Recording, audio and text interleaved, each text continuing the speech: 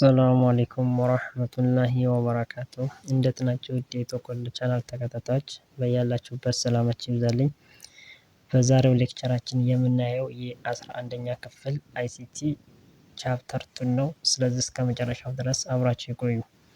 ቻፕተር 2 ኢመርጂንግ ቴክኖሎጂ ይላል። ኢመርጂንግ ቴክኖሎጂ ማለት በማደግ ላይ ያሉ ቴክኖሎጂዎች ማለት ነው። ገና እየተነሳ ወይም ለማደግ እየሞከሩ ያሉ ቴክኖሎጂዎች ማለት ነው። ኢመርጂንግ ቴክኖሎጂ ማለት ኢመርጂንግ ቴክኖሎጂ ሪፈርስ ቱ ኒው ኦር ኢንቮልቪንግ በማደግ ላይ ያለ ወይም እያደገ ወይም እየተሻሻለ ያለ ቴክኖሎጂን ኢዛር ኢርሊ ስቴጅ ቱ ዴቨሎፒንግ ኦር አዳፕሽን ኤንድ በመገንባት ወይም እየተገነባ ያለ ዛት ፖቴንሻል እንደገና ደግሞ አቅም ያለው ምን ለማድረግ ቱ ሲግኒፊካንት ቼንጅ ቱ ኢንዱስትሪ አምንትኖችን የኢንዱስትሪዎችን ለመቀየር ኢኮኖሚዎችን ለመቀየር ራሱ ሶሳይቲ ወይም አካባቢውን ለመቀየር ምን ያለው አቅም ያለው ማለት ነው። ማን ኢመርጂንግ ቴክኖሎጂ ማለት ነው። ኬ አክሴፕት ኦፍ ወይም ኬ ካራክተሪስቲክ ኦፍ ኢመርጂንግ ቴክኖሎጂ የሚባሉት ዋና ባህሪያቶች የሚባሉት እነዚህ ዋና ባህሪያቶች የሚባሉት ናቸው። የኢመርጂንግ ቴክኖሎጂ ዋና ባህሪያት የሚባሉት እነዚህ ናቸው። አንደኛ ኒው ኦር ራፒድሊ ኢንቮልቪንግ። ይህ ማለት ምን ማለት መስላችሁ? አዲስ ወይም በፍጥነት እያደገ ወይም እየተሻሻለ ያለ ማለት ነው። ኒው ኦር ራፒድሊ ኢንቮልቪንግ ማለት አዲስ የሆነ ግን በማደግ ላይ ወይም በመሻሻል ላይ ያለ ወይም በፍጥነት እየተሻሻለ ያለ ማለት ነው። ሁለተኛ ሊሚትድ ካረንት አዳፕሽን። ይህ ማለት እንደገና ደግሞ አሁን በስፋት እንትን ያላለ አሁን በስፋት ያልተጠቀሰ ወይም የሌለ ማለት ነው። በስፋት ላይ ተግባር ላይ ያልዋለ ነገር ሊሚትድ ካረንት አዳፕሽን ይባላል።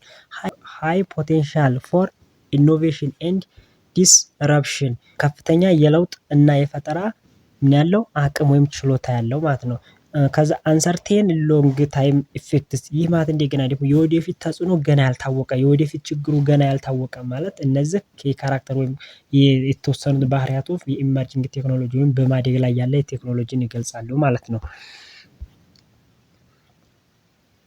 ሳም ኤግዛምፕል ኦፍ ኢመርጂንግ ቴክኖሎጂ ከምንላቸው ውስጥ ማን አሉ ማለት ነው። አንደኛ አርቲፊሻል ኢንቴሊጀንስ አለ። ሁለተኛ ሮቦቲክስ፣ 3 ቨርቹዋል ሪያሊቲ ኤንድ አግሪመንት ሪያሊቲ፣ 5G ኦር 6G ኔትወርክ፣ ብሎክቼን ኤንድ ሰልፍ ድራይቪንግ ካር ኢዝ ኤግዛምፕል ኦፍ ኢመርጂንግ ቴክኖሎጂ ወይም በማደግ ላይ ካሉ ቴክኖሎጂዎች እነዚህ የጠቀስናቸው ኢመርጂንግ ቴክኖሎጂዎች ይባላሉ ማለት ነው። ዋት ኢዝ አርቲፊሻል ኢንቴሊጀንስ?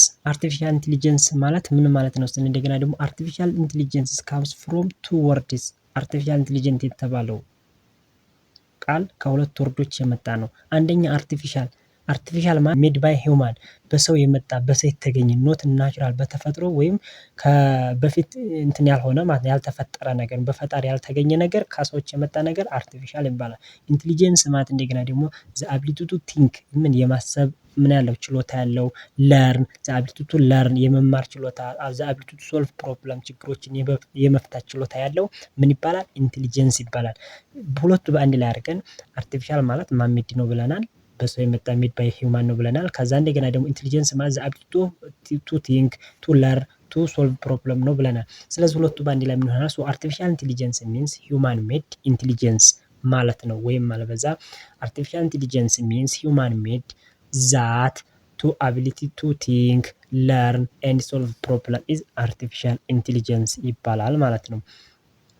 ዘ አዘር ወርድ አርቲፊሻል ኢንቴሊጀንስ ኢዝ ኤ ብራንች ኦፍ ኮምፒውተር ሳይንስ ዛት ፎከስ ሳይንስ ብራንች ነው ብለን ወይም የኮምፒውተር ሳይንስ አንደኛው ቅርንጫፍ ዛት ኢዝ ዘ ፎከስ ዲዛይኒንግ ሲስተም ዛት ሚሚክ ሂውማን ኢንቴሊጀንስ። ያ ማለት የሰውን አእምሮ ወይም የሰውን አስተሳሰብ ሚሚክ ማለት መኮረጅ ወይም መስረቅ ወይም የሰውን እንትን ማምጣት ነው። ስለዚህ የሰውን ባህሪ ወይም የሰውን አስተሳሰብ አስመስሎ ኮምፒውተሮች የሰውን አስተሳሰብ አስመስለው ራስ በራሳቸው ምን እንዲማሩ ራስ በራሳቸው ቋንቋዎች ትራንስሌት እንዲያደርጉ ራስ በራሳቸው እንደገና ደግሞ እንዲግባቡ የሚያደርጉበት ወይም የሰውን አእምሮን የሰውን እንደገና አስተሳሰብ የሰውን እንትን አለ በመኮረጅ ለራሳቸው ኮምፒውተሮች እንደገና ኮሚኒኬት የሚያደርጉበት የተሰራ ስርዓቶች ምን ይባላል?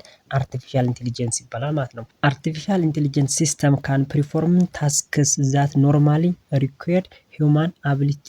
ይህ ማለት እንደገና ምንድን ነው? አርቲፊሻል ኢንቴሊጀንስ ስርዓቶች በተለምዶ የሰውን ችሎታ የሚፈልጉ ስራዎችን ማከናወን ይችላሉ። አያችሁታ? በተለምዶ የሰውን ችሎታ የሚፈልጉ ማለት ነው ማከናወን ይችላሉ። ከነዛም ውስጥ ምን አለ?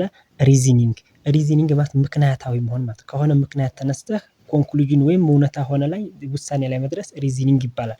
ድሮዊንግ ዘ ሎጂካል ኮንክሉዥን። ይህ ማለት እውነታዊ የሆነ ኮንክሉዥን ወይም መደምደሚያ መስጠት ሪዝኒንግ ይባላል። ምሳሌ ኢፍ ኤ ፍሬንድ ኢዝ ኢዘር አት ሆም ኦር አት ወርክ ጓደኛዬ ነው።